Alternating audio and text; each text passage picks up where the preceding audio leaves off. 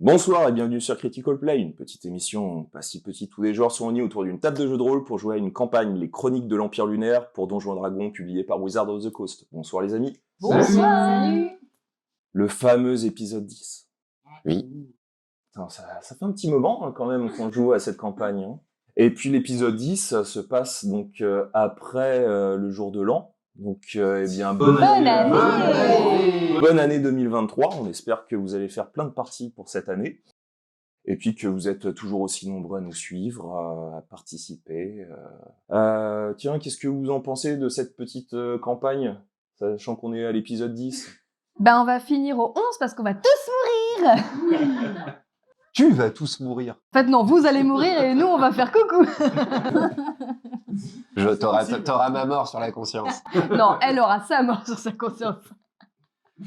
Sachant qu'on était donc au début quasiment d'un combat à l'épisode 9 qui nous a permis de montrer ces magnifiques figurines peintes par Mika et Ludo. Oui, merci à vous. Merci encore. Merci à Craft sur Table, donc notre partenaire de jeu, pour nous fournir ce magnifique matériel.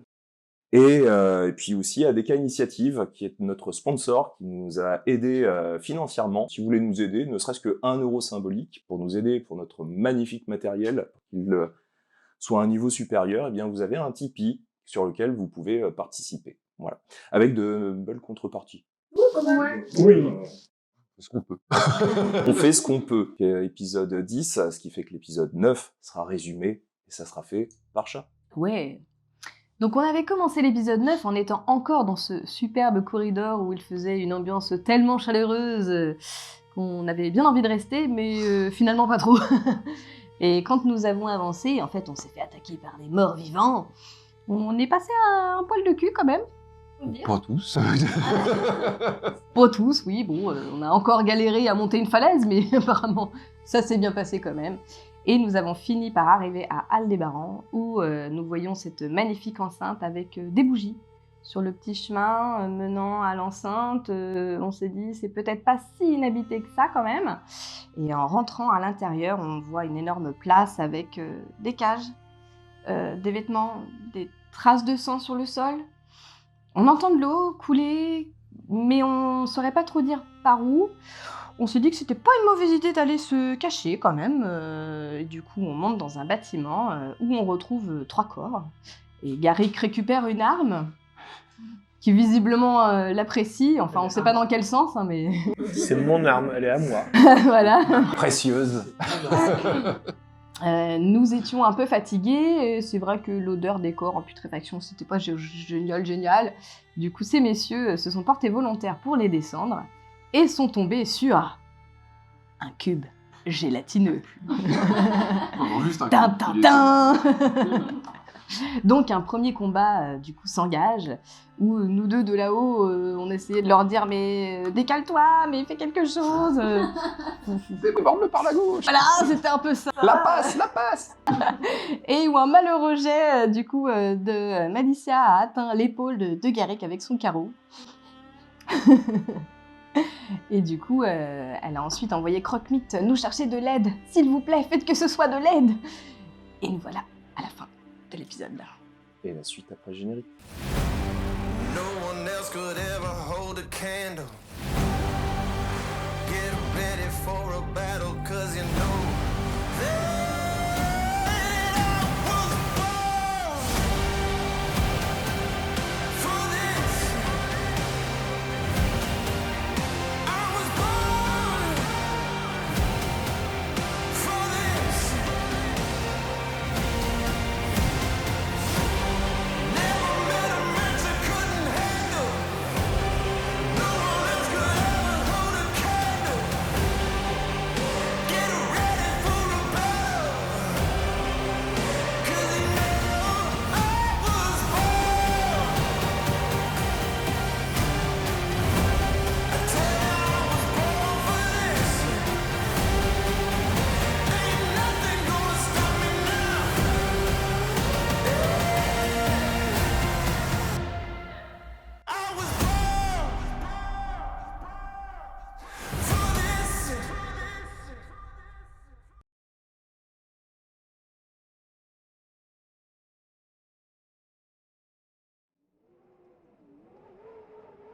les immenses portes blanches de la monumentale enceinte vous firent face, il y a peu. L'ancienne capitale du premier empire lunaire se présenta à vous. Aldébaran, la cité maudite, vous accueillit dans un silence glacial. C'est au sein de ces ruelles et grandes avenues que vous aviez senti l'atmosphère morne du premier quartier dans lequel vous vous étiez engouffré. La neige n'avait pas pris ici. Pourtant, elle tombait à gros flocons au-dessus de vos têtes. L'air froid parcourait chaque pierre, chaque édifice figé à jamais dans les limbes de l'histoire. Chaque maison, chaque demeure représente une vie, des vies, à jamais effacées. C'est ici que vous aviez tenté de trouver le repos. C'est ici que vous avez fait la rencontre de ce cube gélatineux. C'est ici que le combat débuta. Garrick Zarus, vous êtes face à ce monstrueux cube gélatineux légèrement verdâtre. Il diffuse à présent une lumière malsaine, au sein de cette place où vous affrontez cette chose. Malicia, du haut du toit du dortoir, où vous vous êtes abrité, tu discernes la scène. Procmite était parti chercher de l'aide. Garrick, que fais-tu? Je pense que je vais taper dessus. Traditionnelle question. Allez. Attention. 20 Premier lancé avec une nouveau dé.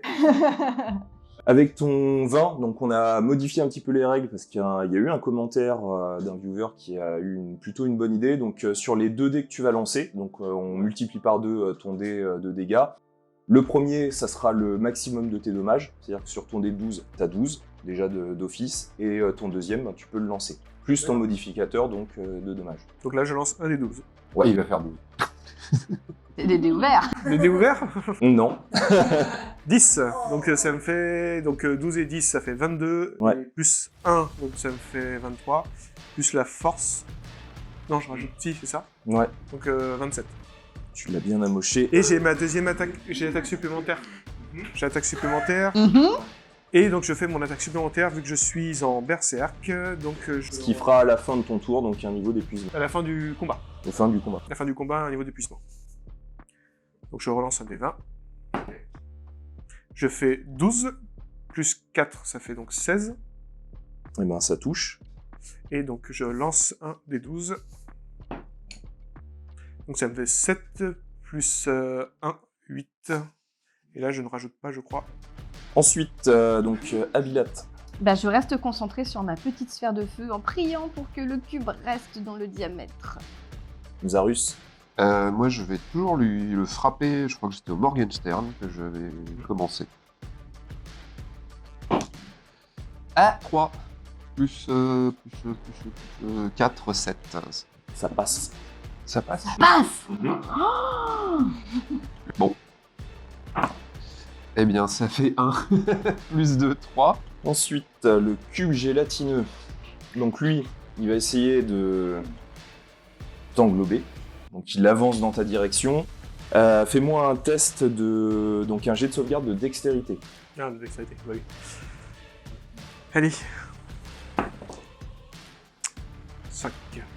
5 plus 1 plus 2, ça fait 8. Donc d'un coup, tu le vois avancer, récupérer à l'intérieur. Donc là, tu te retrouves dans le cube gélatineux.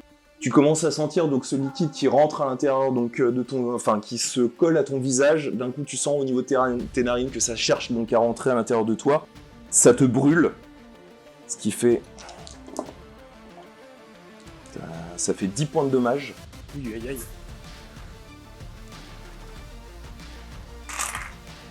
Et ensuite, donc la sphère, il est toujours dans la même zone, donc il rate.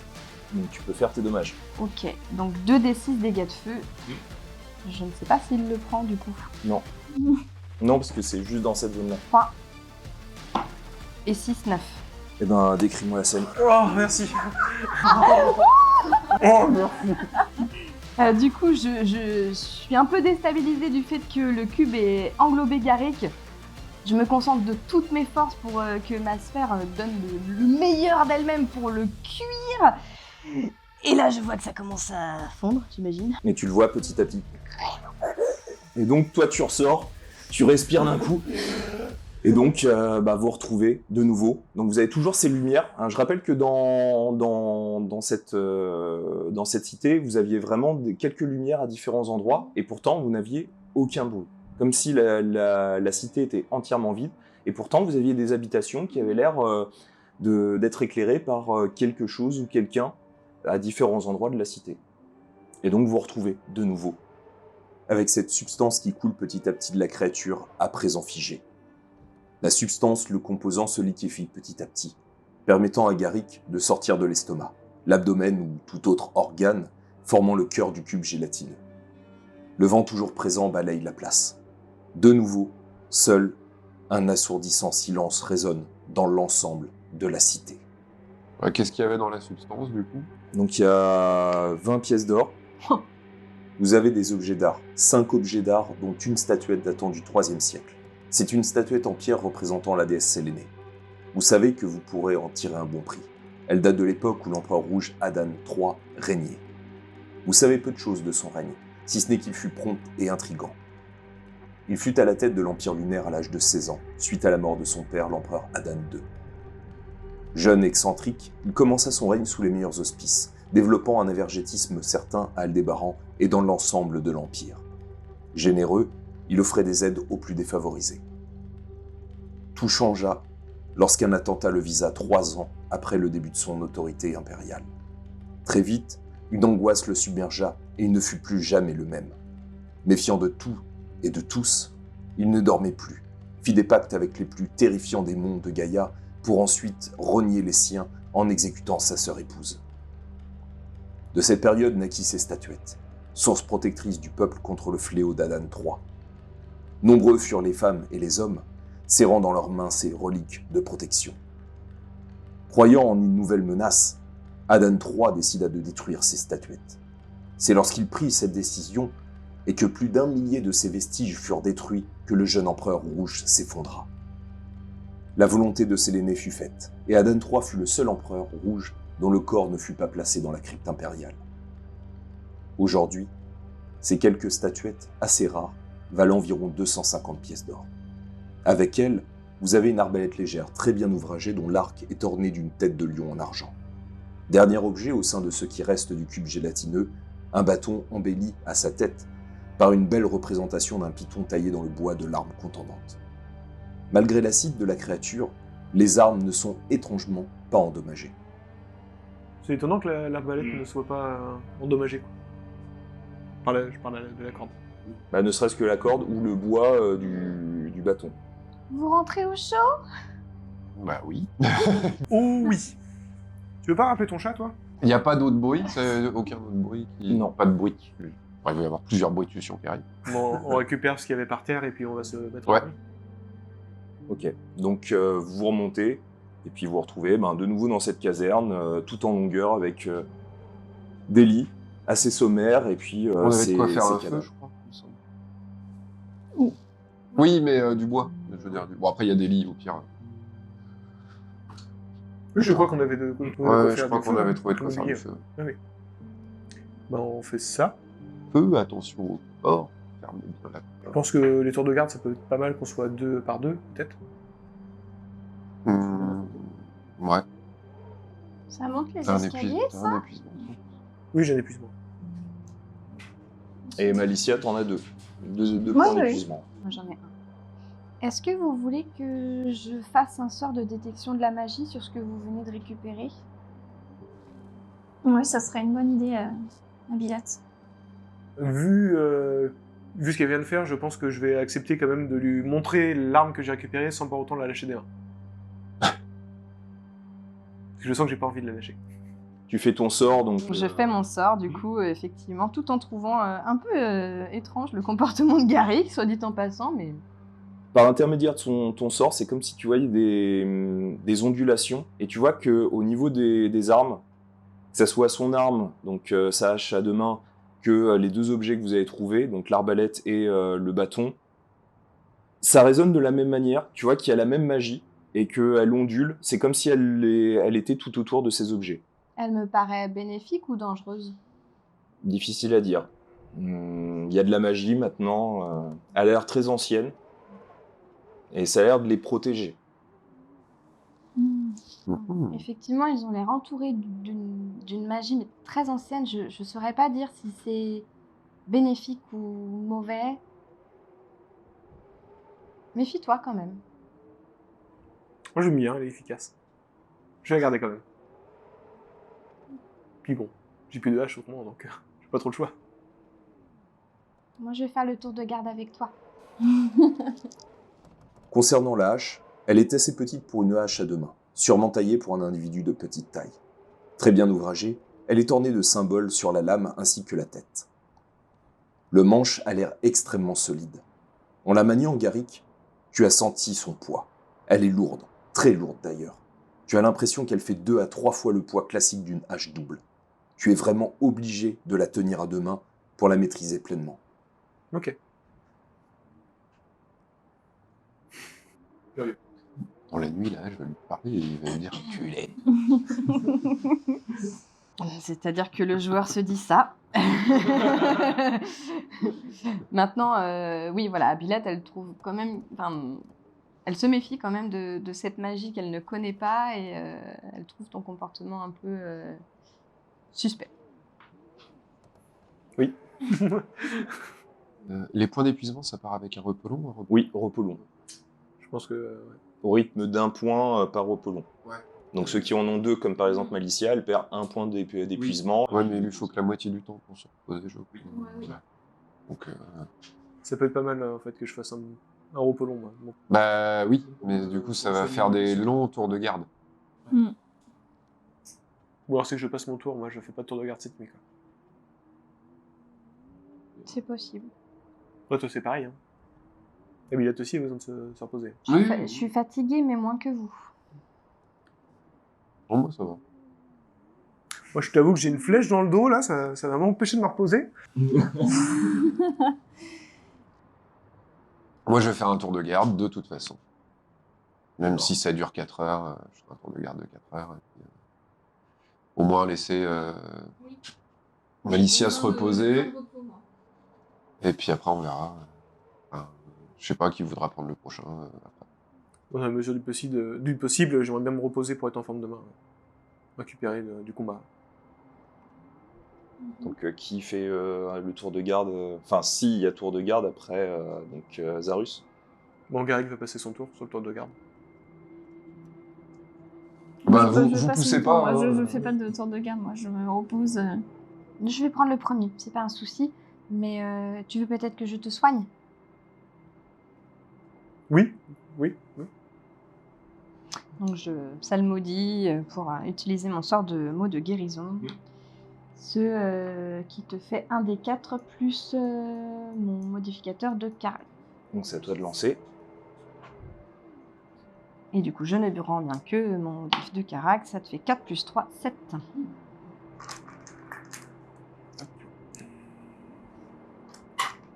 Et la flèche cicatrice qu'on parle, vas-y. Elle ressort, et le carreau ressort. Il re-rentre dans le... Ouh, je suis sûr que le Dans carreau le m'a fait carquois plus de de dégâts que ça. Malicia. Le carreau m'avait fait plus de dégâts que ça. Et donc une fois fait, donc tu fais le premier tour, Zarus fait le deuxième tour, et ensuite donc vous dormez entièrement. Moi, avant d'aller me coucher, j'ai quand même refait une dernière vérification par la fenêtre pour voir voilà, si je voyais Rockmeat arriver ou pas. Donc vous dormez, vous pouvez récupérer donc l'ensemble de vos points de vie, ainsi que l'ensemble de vos emplacements de sorts. Je crois qu'il y avait un repos court qui avait été utilisé, tu avais encore un point, donc Zarus, ben, tu le regagnes. Ok.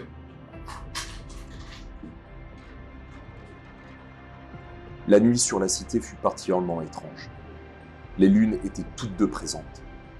La blanche et ses sublimes cratères, ainsi que la lune rouge, puissante et majestueuse, dominant le ciel de son imposante grandeur. La lumière écarlate se diffusant dans la cité, une sensation mortelle alliée au froid et au silence de l'ancienne capitale vous donnait l'impression d'un mauvais présage. Vous avez donc dormi, mais avec un sentiment étrange, une sombre menace au cœur de votre esprit.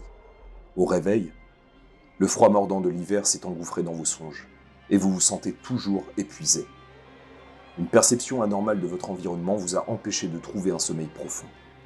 Vous sentez encore cette épuisante pression sur vos épaules endolories par le climat et l'altitude. Un voile, une présence tapie dans l'ombre, semble vous accompagner. Ça va être pratique.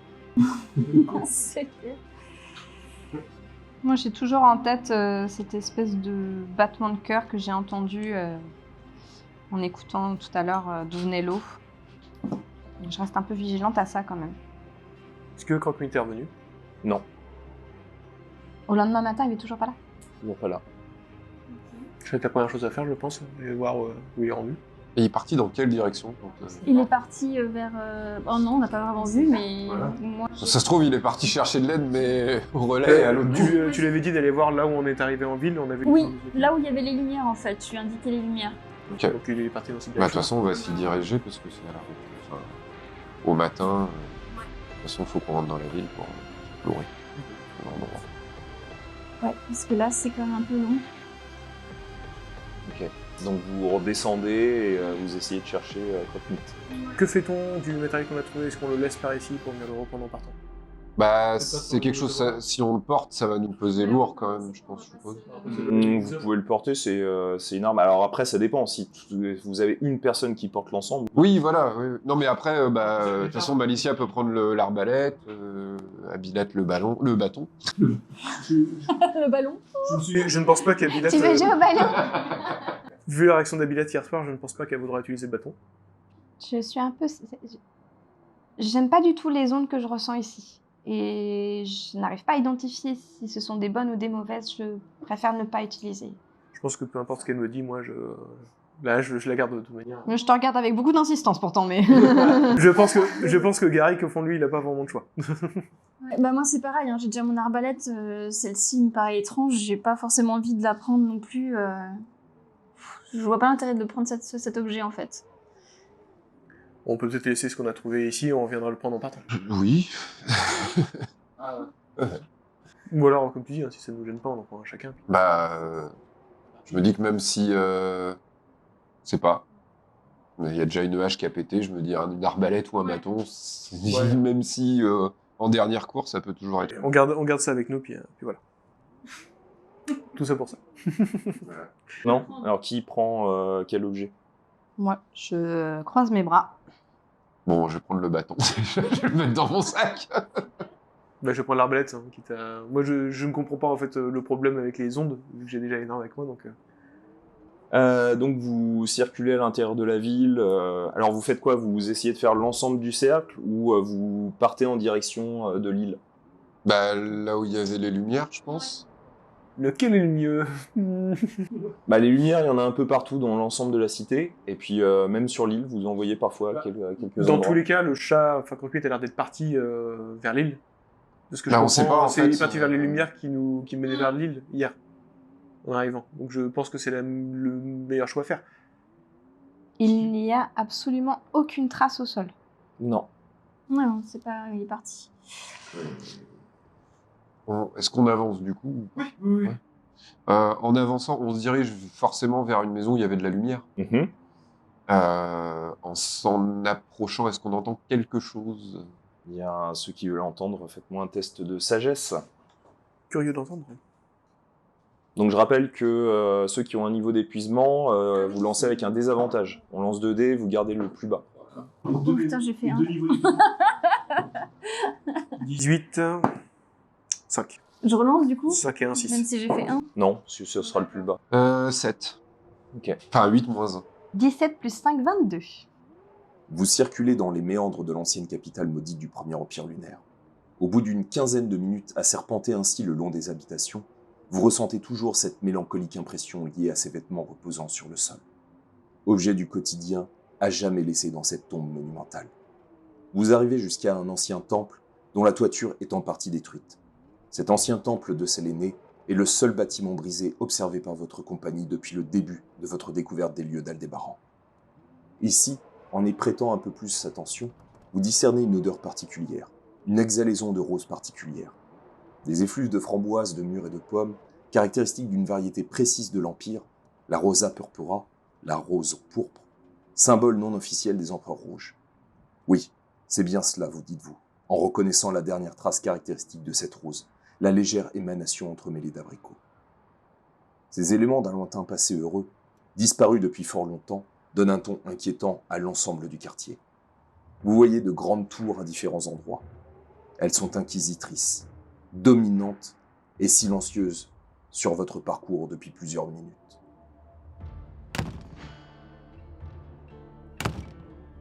Certaines portes d'habitation sont entrouvertes et claquent d'un bruit sourd lorsqu'elles se referment violemment contre le pan de mur attenant. Au bout de ces 15 minutes, Abilat, tu peux entendre le bruit caractéristique d'un serval qui hurle. Malicia, entendant l'oreille toi aussi, tu es prise de panique. Tu cours à toute vitesse pour le retrouver. C'est une ruelle, une toute petite impasse dans laquelle vous entendez grogner le félin. Il n'a pas l'air du tout content de sa situation. Garrick et Zarus, vous poursuivez votre ami elfe noir. Abilat, tu continues nonchalamment ton observation des lieux tout en avançant dans la même direction que tes compagnons. Malicia, dans ta précipitation, ta botte droite accroche un bout de pavé. Tu manques de tomber. Tu te rattrapes in extremis sur une corde tendue près d'un mur, à la verticale, que tu tires malencontreusement sans le vouloir vraiment. Soudain, tout en haut de la tour où pendait cette corde, vous entendez résonner en un affreux vacarme le son métallique caractéristique d'une puissante cloche.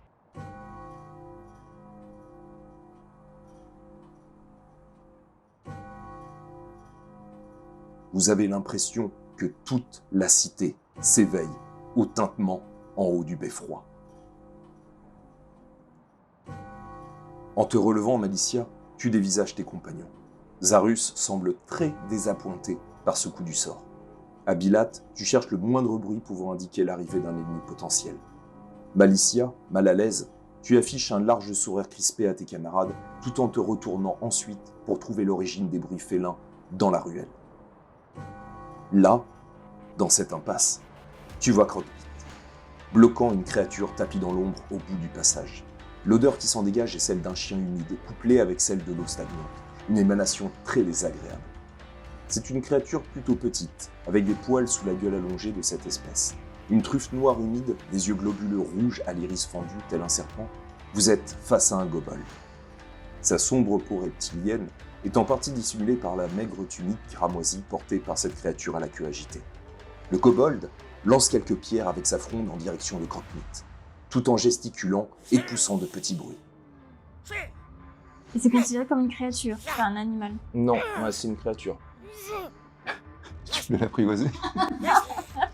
Mais donc tu dis qu'on n'en a jamais croisé. Ouais. C'est propre à la région? On ne sait pas ça. Non, c'est pas de la région.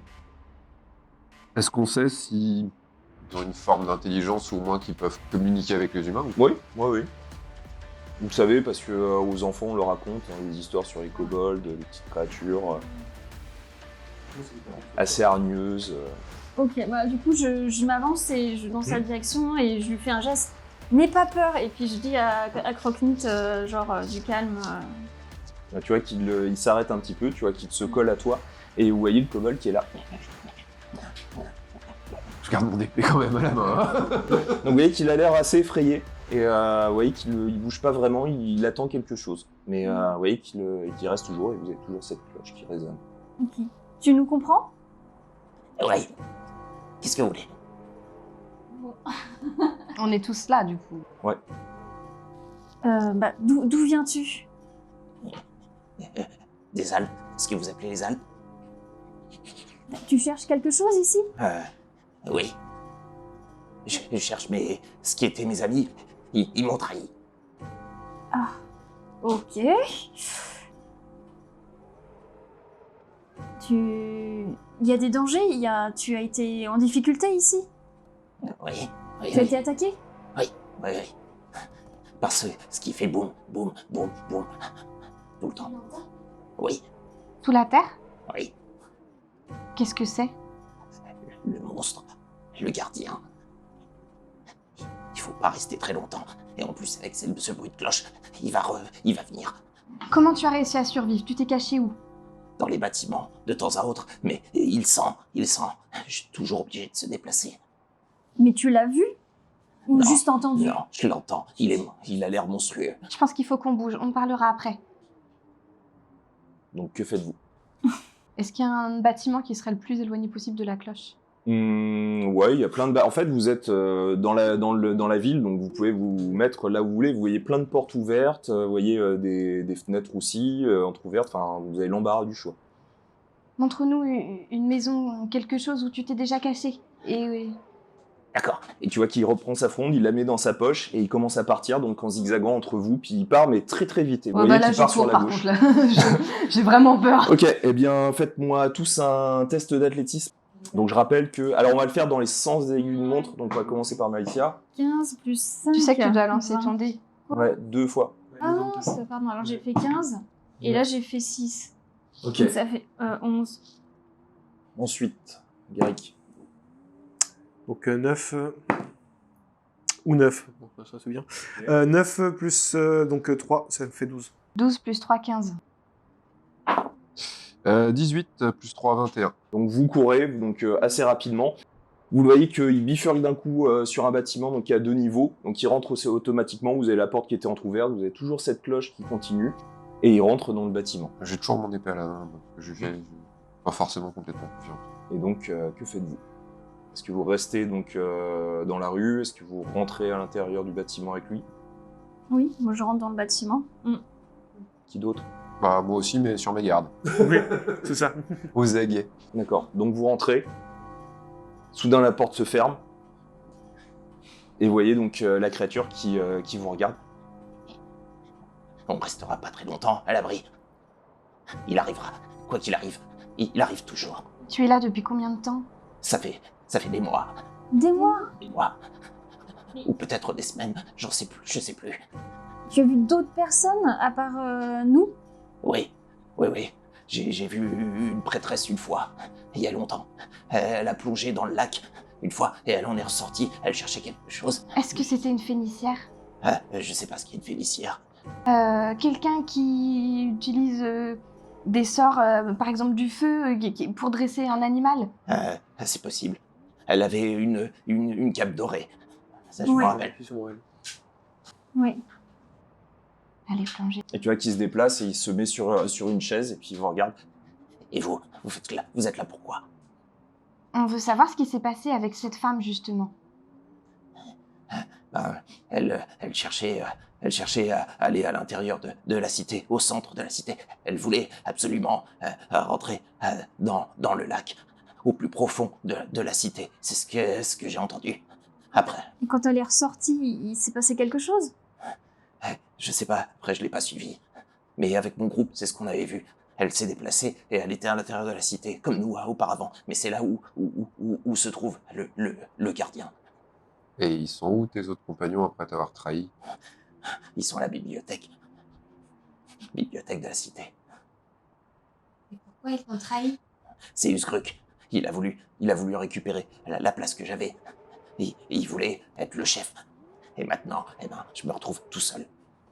On est là maintenant. Vous allez les tuer pour moi? Non, mais on va te protéger si tu as besoin. Eh ben, vous pourrez me protéger en les tuant. On va t'emmener à la bibliothèque. Ah, c'est parfait. Tu sais où c'est? Oui. Au centre de la cité, sur l'île. Oh bah cette capacité à avoir confiance dans le premier clampin qui parle, écoute... Je suis pas un clampin. Il nous a aidés. Je suis pas que naïve, hein. Il a fait quoi pour nous aider? Il nous a dit que le monstre, il existait, parce que j'étais la seule à l'entendre. Il existe, le monstre, et c'est dangereux, et je vous dis depuis le début que... Bon, restons calmes.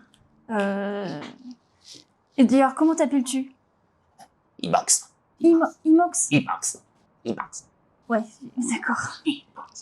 Imox. Imox. Oui. T'es toujours énervé un peu comme ça? Tu vois qu'il regarde, C'est à cause de lui. et tu vois qu'il regarde Croque-Mite, et tu vois Croque-Mite se recule très légèrement, mais tu vois tout en dressant un peu son poil. C'est lui. Oui, Il m'a attaqué. ça m'étonnerait, mais Vas-y. je regarde Croque-Mite pour voir la tête qu'il fait. Tu vois qu'il te regarde, et tu vois qu'il regarde lui avec des yeux très mauvais. Bon, t'inquiète pas, il t'arrivera rien. Il a dû être un peu excité et il a voulu jouer. Je le tue. Non, c'est le non. Personne ne tue personne. Usgruk, il faut le tuer. Alors ça, c'est autre chose. Non, mais à la base, on n'est pas là pour ça, en fait. On doit se rendre aussi à la bibliothèque, donc... Oui. Dans tous les cas, on doit s'y rendre. Est-ce que la cloche, elle sonne toujours? Beaucoup moins fort qu'auparavant, donc petit à petit ça va s'arrêter, mais Qu'on s'attarde trop ici, on va se faire... Tu dis que c'était sur deux niveaux, l'habitation où on est, là? Ouais. Est-ce que la façade avait vue sur la rue principale ou oui, oui. On peut peut-être fouiller un peu enfin pas fouiller la maison, mais vérifier qu'il n'y a personne dans la maison et profiter de l'étage pour regarder s'il y a quelqu'un qui arrive en fait avec le bruit.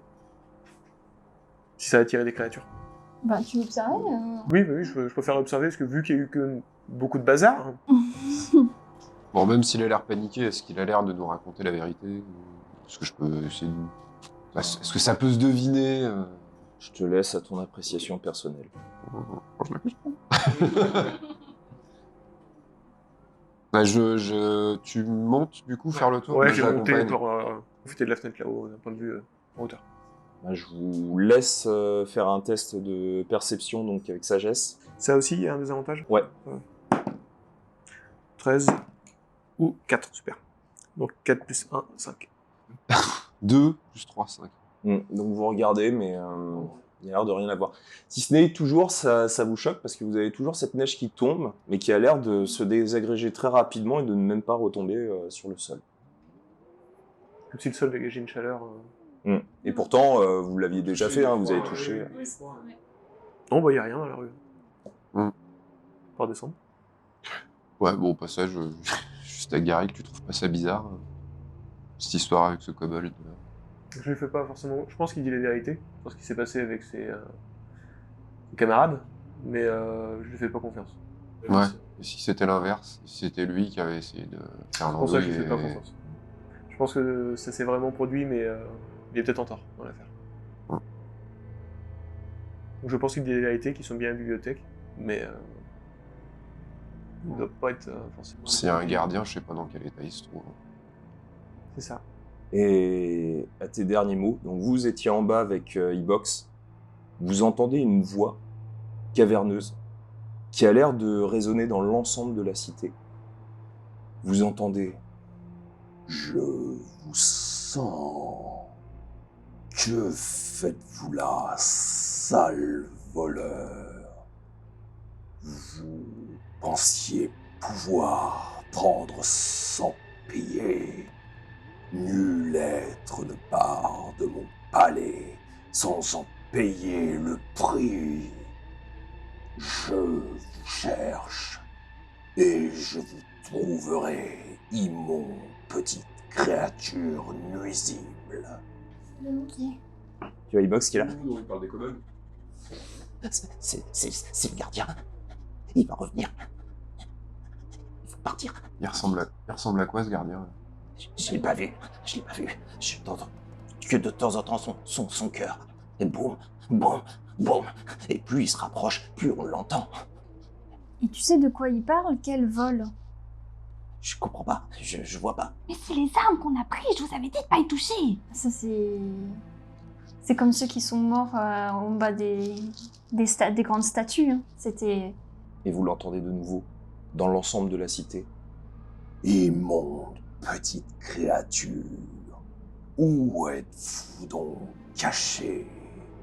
Nul refuge en ma demeure, rien ne vous sauvera. Les voleurs de trésors sont toujours punis, immonde petite créature. J'ai vaincu bien des armées, dévoré des peuples entiers. J'ai instillé la peur dans le cœur des hommes. Je suis l'empereur de cette montagne. Je me tourne vers Ibox, je dis, tu as pris des objets sur toi? Non. Ou peut-être ça. Et puis tu vois qu'il montre un rubis, Ou peut-être ça. et tu vois qu'il montre quelques pierres précieuses. Ok. C'est tout. Mais on n'a qu'à servir. Oui, on a C'est pour qu'à ça se qu'on est servir. là. C'est peut-être ça le souci aussi, c'est parce que c'est peut-être un peu trop facile de se servir. Non, mais même sans s'être servi, on avait déjà été traité de voleurs au pied des statues, donc... Le principe, c'est pas de voler. Le principe, c'est d'être sur place. Mais on n'a pas le choix, faut avancer. J'imagine que les armes ont un lien avec tout ça, mais on va pas pouvoir y faire grand-chose. Et au niveau du sol, vous sentez résonner, comme un cœur qui bat.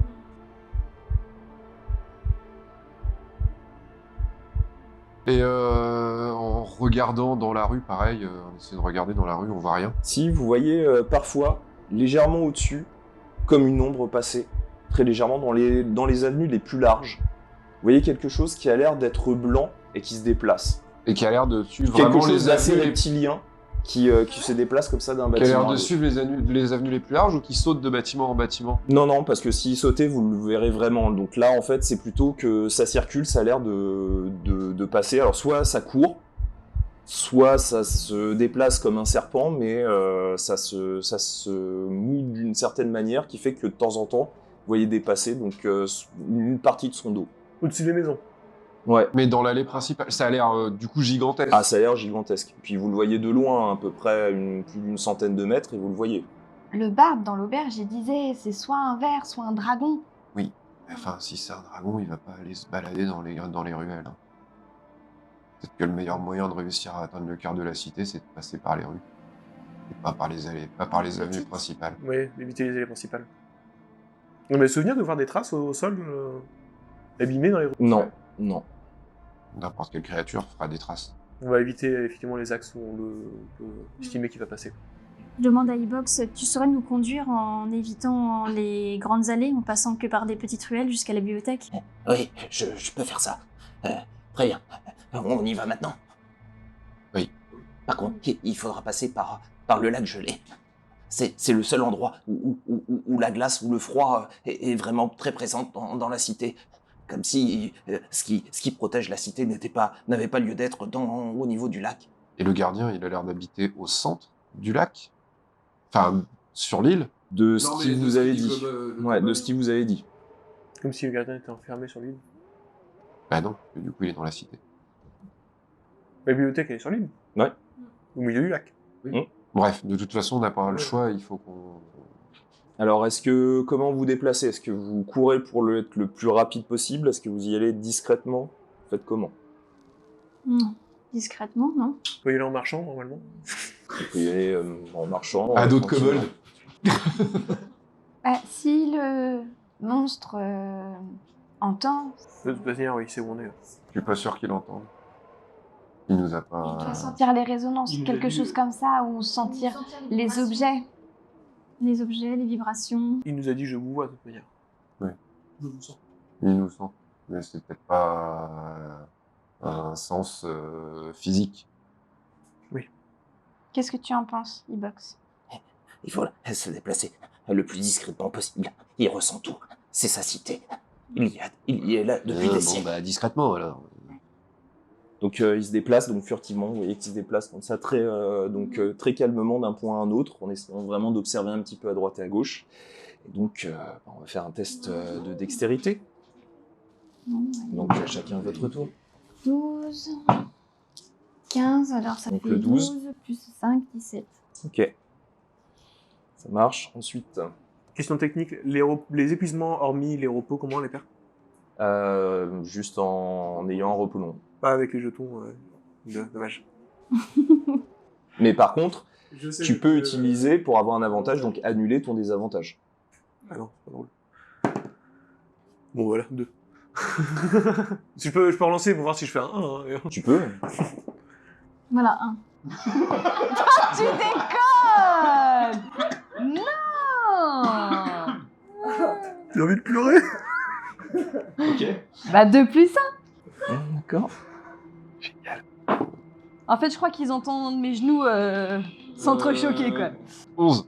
8 plus 3, 11. J'avais dit qu'il allait en marchant, simplement. Vous vous déplacez le plus furtivement possible.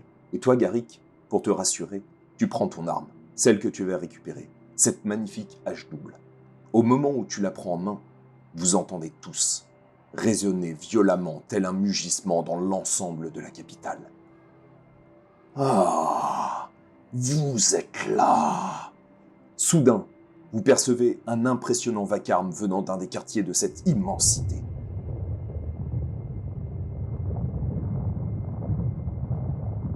C'est étrange car c'est comme si des centaines de bâtiments s'écroulaient en un instant, au loin.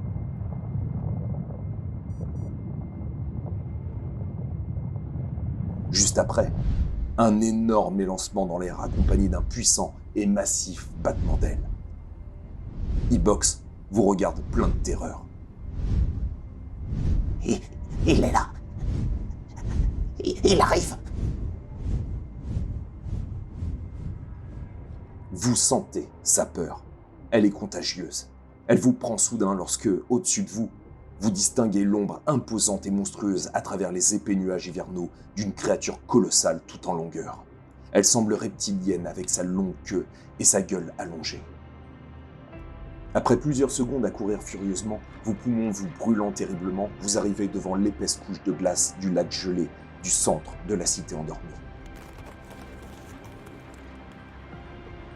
La neige tombe à gros flocons sur le lac artificiel.